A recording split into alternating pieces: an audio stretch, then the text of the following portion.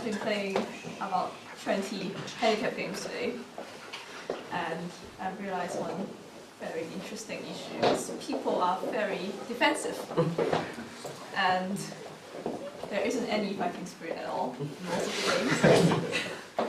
I think for handicap games, it's not about winning, it's more about learning, so if you don't fight, then there is no point of playing. Although that's what I do when I used to play handicap games against my teacher. He puts I put nice notes on the board and then he starts playing and then I start to play other points where I could save my other corners and leave him to play his own game. But you're not learning like that, you're not interacting at all. And another key thing is about Ko. I think most of the Kyu players are really scared of Ko. I don't know why people are scared of Ko. At least not too scared of Ko, maybe. So, Ko. I have something like this. And it appears quite a number of times that when I capture people attack. They do not want to think of a method to capture this stone, and they Atari immediately. And then they Tenuki. So if you want to Tenuki, then I would leave it like this, and not like this. So many hitting points, and that sucks. And this is so thick now.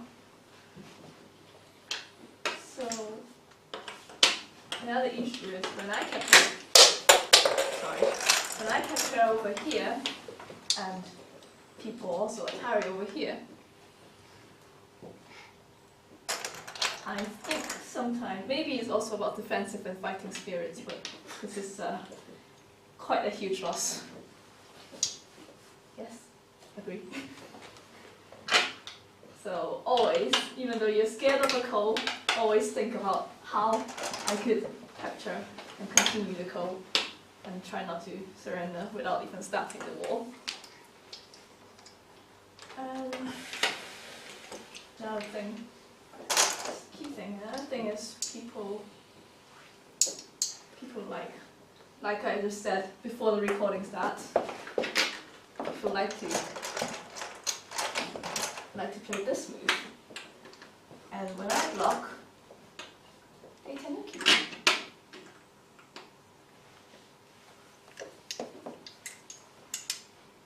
Why? So can anyone tell me why you want to play this move?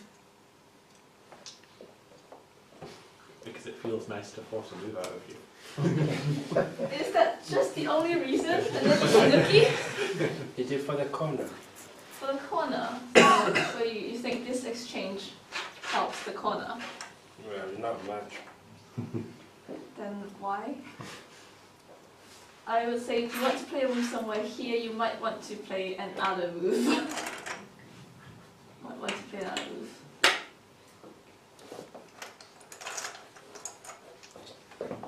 But in most of the games there are others from here, so I think white is a little bit heavy. But if you Tenuki, I don't see the point. Should black just Kasumi instead of knight's move then? To secure the corner? To be honest, I would just get this type of territory, and this is floating in the air without the root. Plus there is a stone over here, so this is this is floating in the air without root and without space. I'll continue to float. Yeah, I would say this side, I would prefer this side is wider. This side is a little narrower, but you can still play over here. Can't white then attach on the 3-4? Yeah, of course, always. This is always. That's gonna happen without this anyway. Yeah. It could. And let me think what else do I want to say. Maybe Yes. a handicap go question. It's that same shape but in both corners, and then how you trap the side. So what's how I trap the side. Well, not trap, but Trap the yeah. side with one stone. Yeah. Like trap it like this. Yes. Oh. I actually don't see how it's gonna work. But that is exactly what my teacher done to me. When I had 9 stone handicap, this is what the teacher does on every single board. So I said, oh, I'll do the same. But I do not see how it works because It makes things messy, which is good for it makes things messy, but there are like million ways to escape from here and even to live locally. And if white doesn't, if black didn't want to be capped, he could have jumped out in the middle. Yes. So you do one side and then the other So side.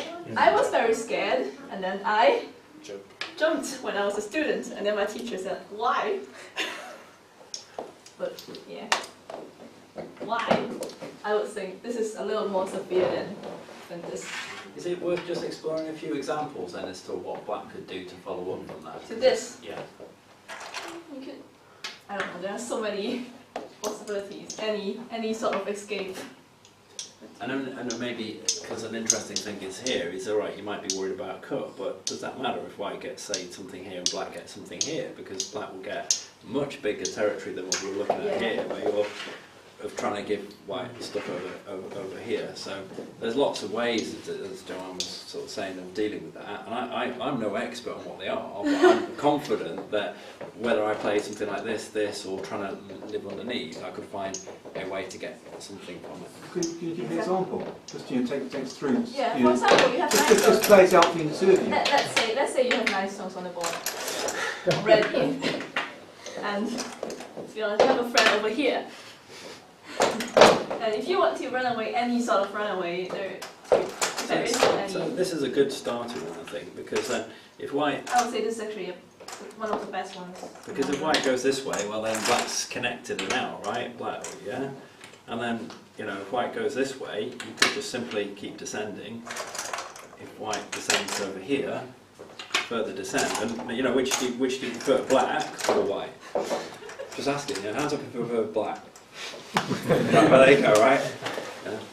So you don't need to, and this comes with the not getting too attached to your stones. You could start maybe trying to do other stuff, but actually don't worry if you're getting better compensation. And the point is, why do you want to? It's actually not a lot of points, even though you sacrifice this one. But why do you want to escape? Because when you escape, you're actually breaking through these 3 white stones, and these 3 white stones have no friend. No, not a single friend. And you have so many people around.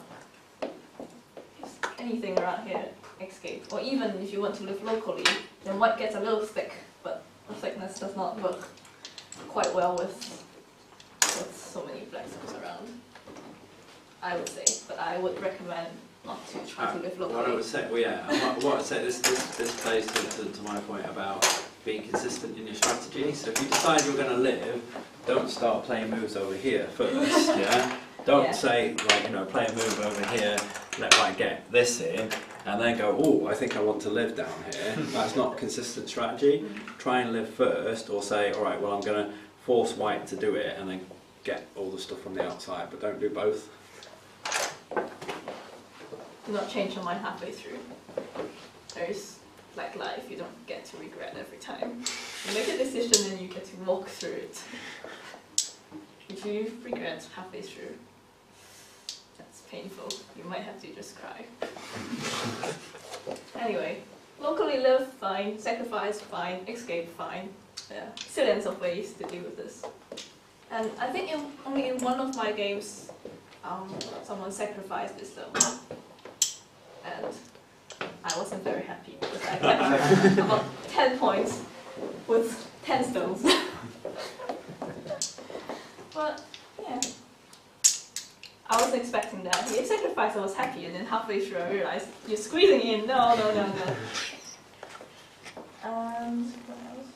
Anything? Any questions?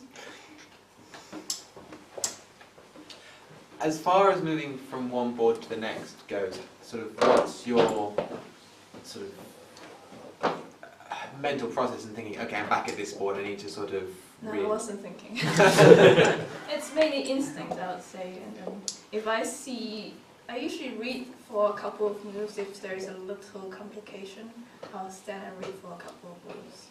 But there is a fake idea of what the board is like, but not like switching over is not very... So you play 20 people without thinking?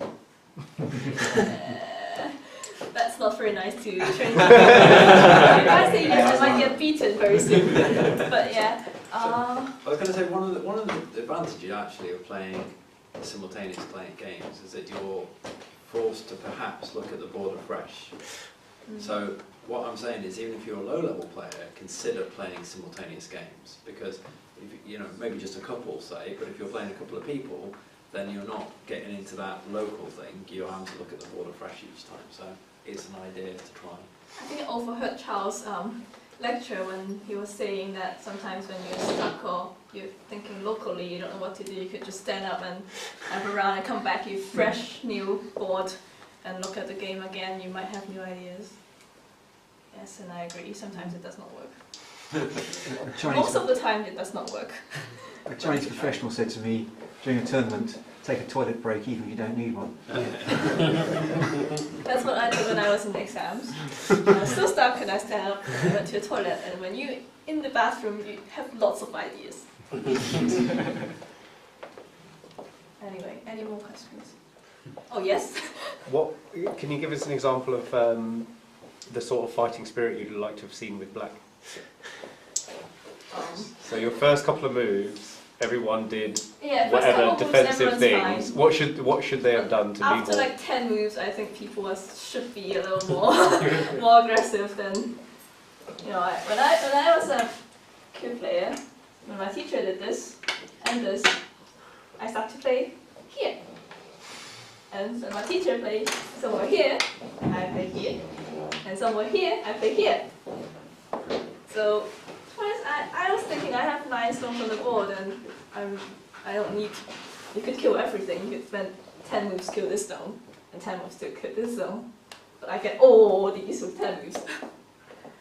I think it's about territory, but if you want to learn from the game, you might want to try to react to the stones that were actually played by your opponents, and not just like this. Maybe not like this. Maybe not like this.